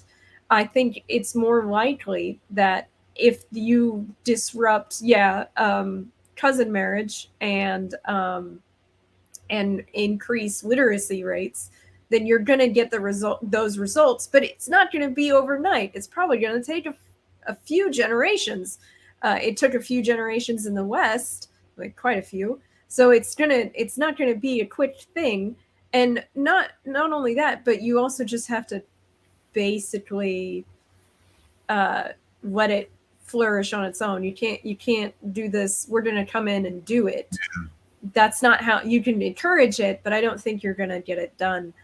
Well, unless you're willing to be violent conquerors, which is what the Western world did for a long time, right? The thing is that I think that works long term. Look at the withdrawal from Afghanistan. Did that work? Like, some people. Well, we weren't conquerors, right? We weren't conquerors. But if you look back at even in the book, some of the research she did about how weird psychology ended up in other places of the world, it was because conquistadors came, conquered people, the priests came, forced them to behave in certain ways, and now they're a little bit weird. Yeah, you can do it, but you have to be, and I don't think this is moral, and I'm not arguing we should, but you kind of just have to be conquerors if you're going to do that. And in Afghanistan, we weren't conquerors. We were trying to be saviors, which is completely different. Well, it reminds me of one example to where I was reading about the languages of India, and I think they have 120 different languages there, some crazy amount like that, but there are a lot of people. And 78 of those languages are formalized into literary languages only because of Bible translation. So a lot of missionaries had gone there and decided that they need to be able to read, and they need to be able to read the Bible. And the best way to do that is in their own language. So they actually took informal languages, formalized them, turned them into literary languages, then translated the Bible into their languages. And if you look at the literacy rates in India and how they have gone up massively since the early 1900s, that in itself has made quite a shift in their position in the world and their ability to change so much, and how many people in India have been lifted out of poverty. There's a direct link there, and it's no surprise that there's a stereotype of who's working where in your industry and where they came from. You know, high literacy rates we're seeing within 2 generations there have made a massive difference in that population and how successful they're being. Yeah. I don't. I'm probably going to reread this book at some point because I had to listen to a lot of it on tape, which I personally, I'm just not as good at that. I'm better sitting down underlining things. So yeah, I have a highlighter next to every single book that I read. And I used to do Audible a lot, but the problem is I'd be like, oh, I want to remember that. I want to remember that. And you can't do that with Audible. Their notes suck. Yeah, no, their notes suck. I usually like do Audible and I have like the book sitting around. So like I'll try and follow along, but it doesn't work very well. And, but I never did take notes on when I read real books in college. Like I was weird like that and still remembered everything I thought about. So I Audible and audiobooks are fine for me, but my brain is different. So yeah. I didn't take notes in college either, but I took that class that I started to take that online great books thing that Thomas recommended. And are you still doing that? I dropped out because I paused it. I want to go back, but I paused it because I got too busy. I just wasn't. Yeah. You know, we had a kid, and then I got busy with other stuff. Like I was way too far behind. So I have to catch up, and then I do intend to redo it, like to get back in. But I'm too far behind. Right. Are you still doing it? No, I haven't been doing it for a little while. I started reading because there are so many other books that I wanted to read, and I didn't have time to read that and what they had. Yeah, maybe I'll try and sync up with you, and we'll jump in at the same cohort. When you get to Aristotle, let me know. Oh, I'm at Aristotle, but I haven't done all of it. Nicomachean Ethics?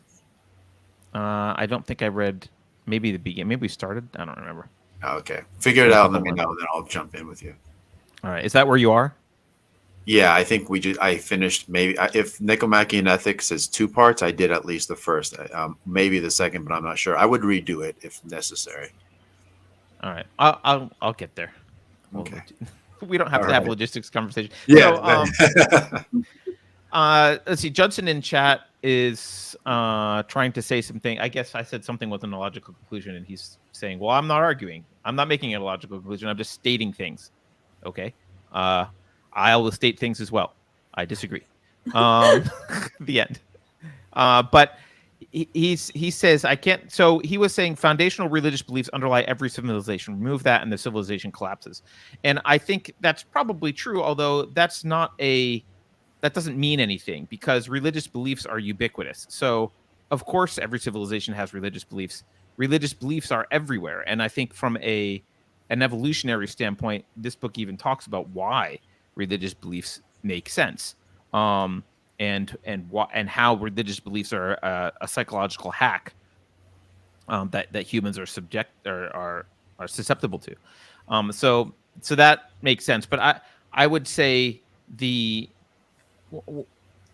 difference about I think we need to look at the difference between religions, and the religious beliefs that we're talking about here were particularly the 2 main ones were the Catholic Church's anti-kinship based rules, which led to universalism, or kind of primed us for universalist ethics, and kind of pushed universalist ethics, and then the Protestants marching in with like the kind of the final death blow to the non-weird psychology, which was, hey, everyone can read, and pushing that.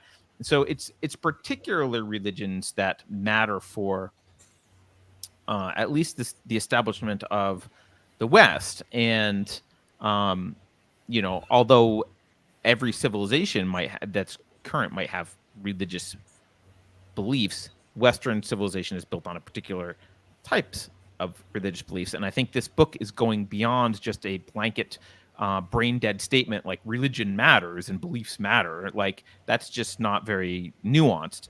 This book is about like what specific things mattered, how did they matter, why this religion, why here, why this particular type of Christianity, because the Catholic Church, there was a lot of competing Christianities. The Catholic Church won. Why?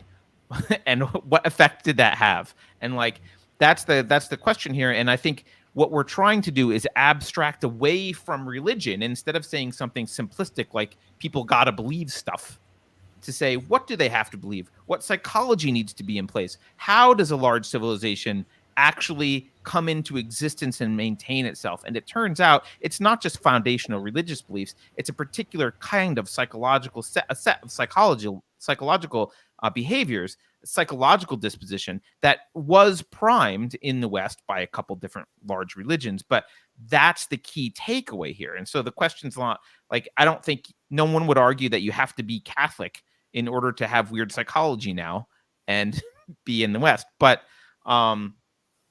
and people who did would be argued by the Protestants that like you have to be Protestant because both played a role, and they could, I guess they could do the Irish and English thing and fight each other forever over that. But what's interesting, at least for me, and I assume for Alex and Thomas, is this breaking that down and saying like psychologically what's going on here and what really matters. And to get in, to get to your point, Alex, like in terms of building a community, I've been for a long time, I've been curious about this, but I have had no real good ideas. How do you build a communal replacement for the church that's not based on false supernatural beliefs, but rather based on universalist ethics, and do that in a way that gives people that sense of community that they seem to get from a church? Because even if you go to a church, you might be Catholic and you might feel like you're connected to the Pope in Vatican City and to all the Catholics around the world. But on a week-to-week basis, you're connected to a very small percentage. You're like just a few people that you see at church. Maybe your church has a few hundred people. You probably only interact with a dozen or two on a regular basis. Like that's your community, really. And you have a sense of being connected to this greater thing. And I'm not exactly sure how to accomplish that without being a weird cult or, trying to do some, like, I don't know how to really do that in the secular world effectively, especially in light of the fact that few people even recognize what the hell it is that makes the West great and what values we should be pursuing. You're more likely to be able to do that in the world of woke, but that's anti-Western. So I don't think I'm about to go, but I do want to say I don't think you should build a community, like set out to build a community, like all people come here, like and we'll okay, yeah, and Right. like I haven't done exactly, that. exactly. Yes, because that feels weird. It feels weird. So I think what you do is you make personal connections with people, especially if you're talking about something so deeply held but so hard to get other people to recognize, such as what you're talking about, Carter. I think you have to meet people one by one and create connections to those people, and then get those people to connect. Like, oh, you think this, you should talk to my friend so and so, and like you just generally you create more and more contact points and connect those contact points, and eventually maybe enough of you have a community. Like, but I think your first goal should be finding people who you can emotionally and intellectually connect to on your own values, for your own psychological well-being. Honestly, I think that's the first step. The big idea of a community, that's something that you have to kind of eventually have happened organically. I don't actually think I don't think churches formed that way either, like way, hundreds and hundreds of years ago. I don't think that's how they were formed. I think it was more about like generally a locus, going out eventually. But this sort of I'm making a community thing, I just don't think it's really feasible because I don't think it's organic enough. Well, and I think the people that you would want to be in that community would react negatively to I'm making a community. Like, Yeah. come join it. Like, because I would react. I would be like, all right, weirdo cult leader. I know. But but I will say, I mean, I don't want to get too sappy, but both of you are people that I would not have met otherwise, and these discussions are exactly kind of what I crave from a small group of people. And I'm glad people are in chat and people are watching, but I don't really give a crap as much as I do about talking to both of you, right? Because this is where the discussion happens, and we are in agreement on a lot of fundamental values. Maybe not, no one's in agreement on all the implementation and all the nuance and like that. That's all great, but we all come at this from the same epistemological perspective and the same kind of fundamental valuing of Western culture perspective, and it makes these conversations really interesting and edifying in a way that I don't think there's a way I could have been like, hey, Alex and Thomas, why don't you come? I'm starting a thing where we hang out and talk. Like, that wouldn't, like, I don't think it would have worked. And this just kind of, this particular kind of discussion, especially the way it's evolved now, just kind of happened. And I don't know, I appreciate that. Yeah, it's interesting though that this is happening around a book club, because in some sense a religion is just a book club with one book.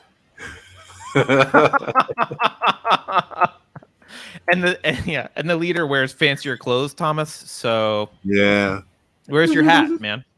I know. But one of the things that I want to get your idea here, Carter, is when I think about the type of communities that you're talking about, one of the things that I think is missing, if it's not a religious community, is ritual and embodiment of something. Because I think a lot of what we can easily come up with abstract ideas of what virtue is, the way we should act, but there's no like reason atheistic manner in which we have a ritual where we embody those actual truths on a regular basis. So I think there's something missing there, that if that's going to be a way of living, you have to find a way to ritualize it, embody it. And even talking about it like that, it almost sounds cultish and weird, but I don't think there's any way to do it otherwise. I think beliefs for people have to be embodied, or else they just don't stick.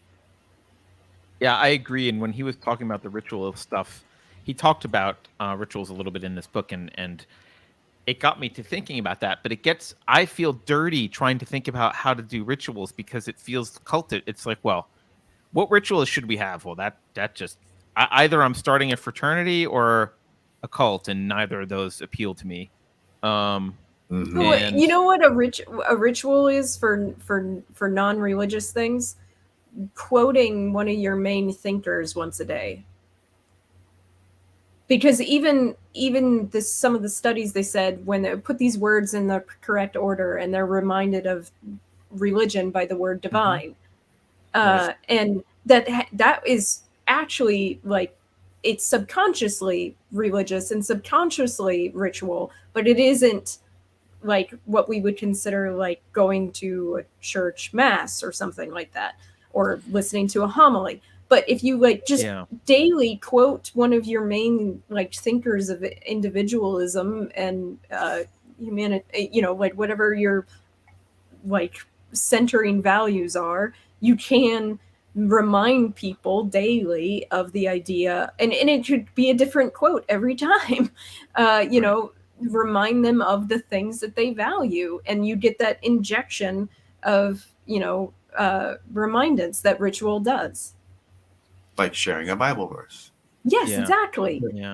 Yeah. But I think, I guess there's something more in a lot of the rituals that I think is like, there's the what is it, like mimicked movement, like like being in sync, moving, and like there's a lot of Yeah. like biological things that you can't like and Like you kneeling do and see, standing together. yes, right, all that kind of stuff that is awkward to shoehorn into a non-religious or cultish ceremony, unless Yeah. it's sports. Like sports do it often, right? You'll do like the wave, or they'll all do, yeah, they'll all do, yeah, right. And so that works well, but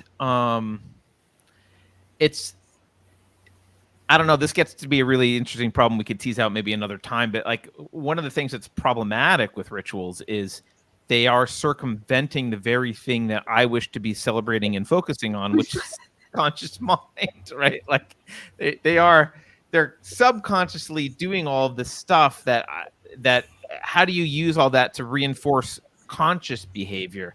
I don't know. It reminds me of one particular thing that I read about fringe, to where in Exodus, I think there's all these lists of rules to where you have to do this, that, and the other. And there's some of them are really strange. Like you have to put a fringe on your clothing. Now, why the hell would somebody want fringe on their clothing? Why would God say that?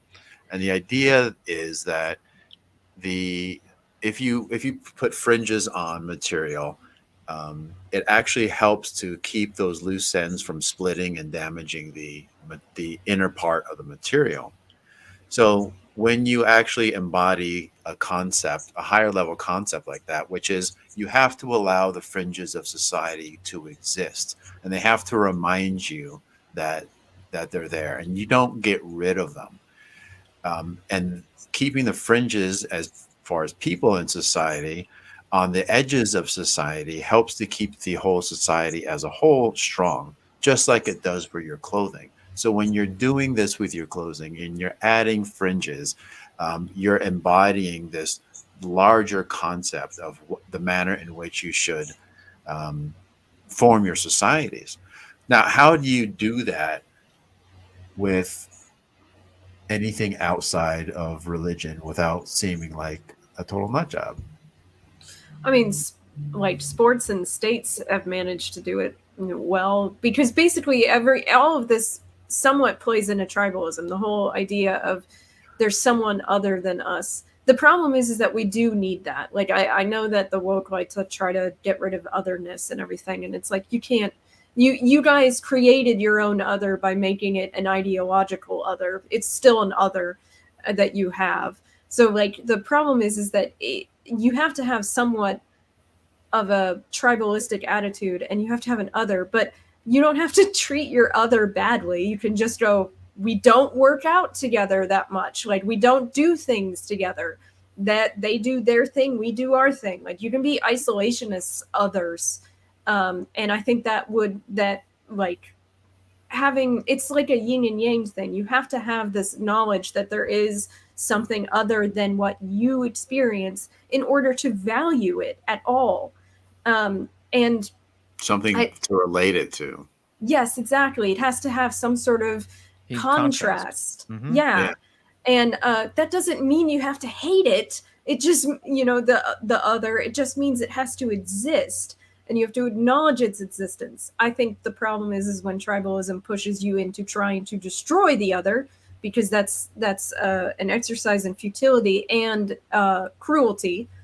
But I think because you'll just find a new other after you destroy one of them. But I think there are ways of creating non-damaging rituals like that will cement the idea that you are a conscious society.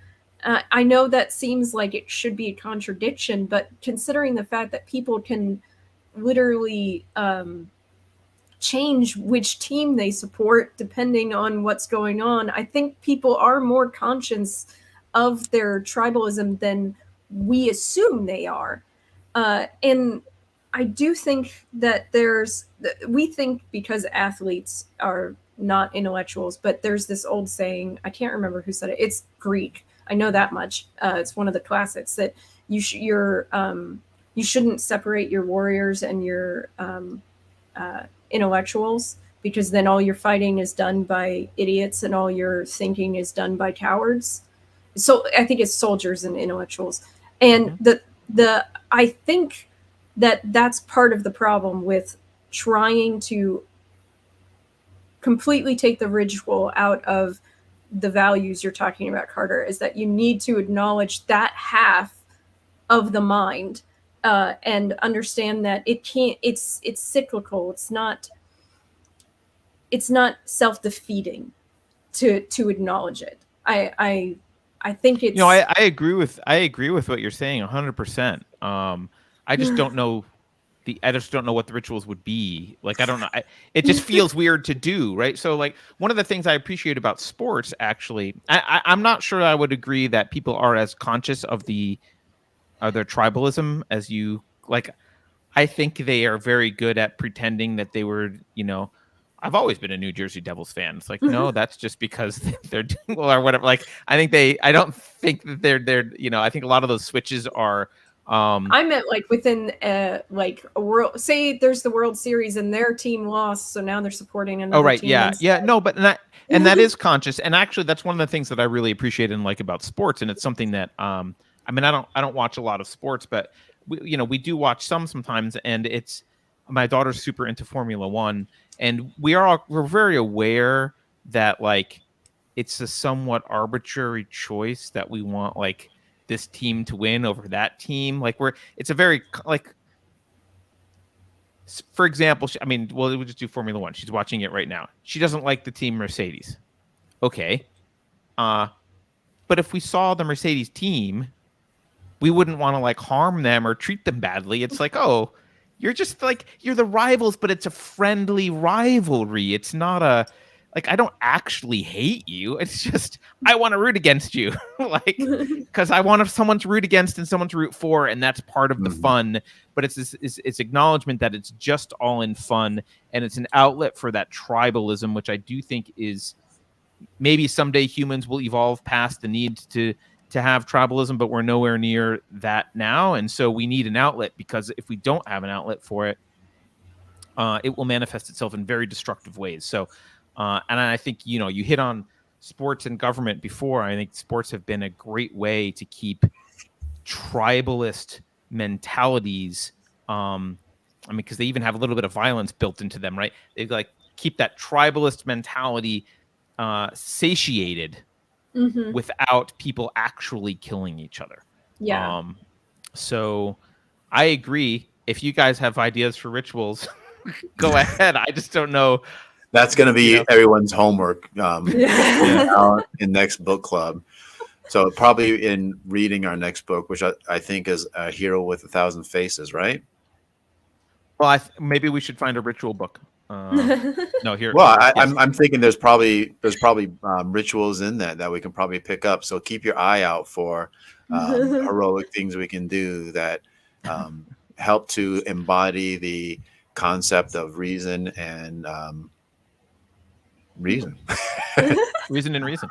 Reason, yeah. What reasons do we have to reason? Universalist ethics, right? I mean, that's part of my takeaway from this book. I know we're wrapping up. Part of my takeaway here is like, universalist ethics are weird as fuck.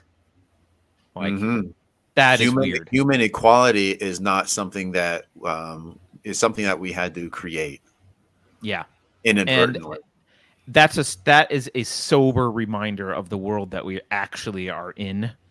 And I think we need to remember that. Definitely. So when is it the 23rd, Alex? Yes. Is that when 23rd. next? Yes. Okay. So, and the next book, I don't even remember the name of it. The Hero with 1,000 Faces. By Joseph Campbell. All right. That's the next book. Hero with 1,000 Faces by Joseph Campbell. We'll put it on the website. Anything else we need to do before we call it Rebel a day? Civics is on Wednesday? Wednesday, yeah. Rebel Civics is on Wednesday. Watch that. Yeah, I mean, I think I mentioned earlier, I've been kind of taking a step back largely. So Unsafe Space is not gone, but I am definitely rethinking what to do with it, because I think I said this before we were on air, but I'll just say it to everyone who's listening. I'm tired of having to be outraged at everything all the time. The way to succeed in this world of YouTube is to be constantly outraged at every stupid little thing and pay attention to the news and yell at people or just lecture them. And contrary to what people might think, I don't enjoy that. And so I'm trying to focus on being happy and figuring out the best way to use Unsafe Space to just in a way that doesn't ruin my life by making me miserable and focused on all the stupid things that lefties are doing constantly. We can read the hell out of some books. That makes me happy. Yeah, and I book club's not going away because this is the thing that I love most. Reading books and having conversations like these. So yeah. All right. Anything else, Thomas, that we need to? Any final words on the book? No, I would recommend this to anyone. I mean, I think people who are aware of this book and understand it are going to be ahead of the curve when it comes to understanding the nature of the world and what's coming next. I had a great time reading it. It's incredibly academic, but it's not difficult to read. The language that he utilizes is very accessible. So I would recommend it to anybody. It's not intimidating at all. Yeah. Yeah. All right. Well, cool. I guess we'll take off. Thank you, everyone, for watching, and we'll see you next time, the 23rd. So, yeah, later. Bye. Thanks, Thomas. Everyone. I appreciate it. Bye. Bye.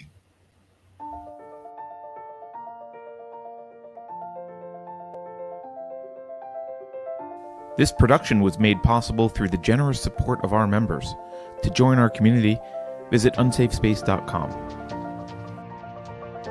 Unsafe Space is an online publication for individualists interested in subverting authoritarianism and ushering in the next enlightenment.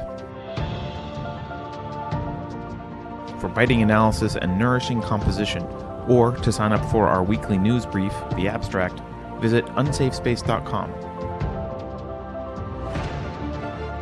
Thanks for joining us today.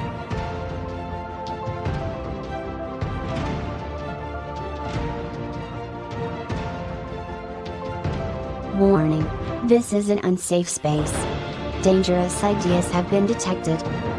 The content of this production has not been authorized for distribution on Apple devices. The following co-conspirators are hereby uninvited to Klaus Schwab's Winter Solstice Party. Please be advised that CBS News has paused activity on Unsafe Space while it continues to assess security. Central bank digital currency is a safe and secure way to protect you from Sam Bankman-Fried. If you think about it, no one should be allowed to express opinions. But don't. Think about it, I mean. That's not your job. Thinking has been scientifically proven to be less efficient than compliance.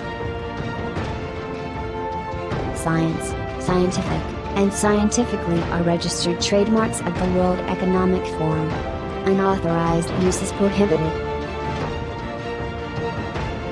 Computer voice courtesy. Never mind, that last line is misinformation. Please disregard it and return to your safe space immediately. There will be cake.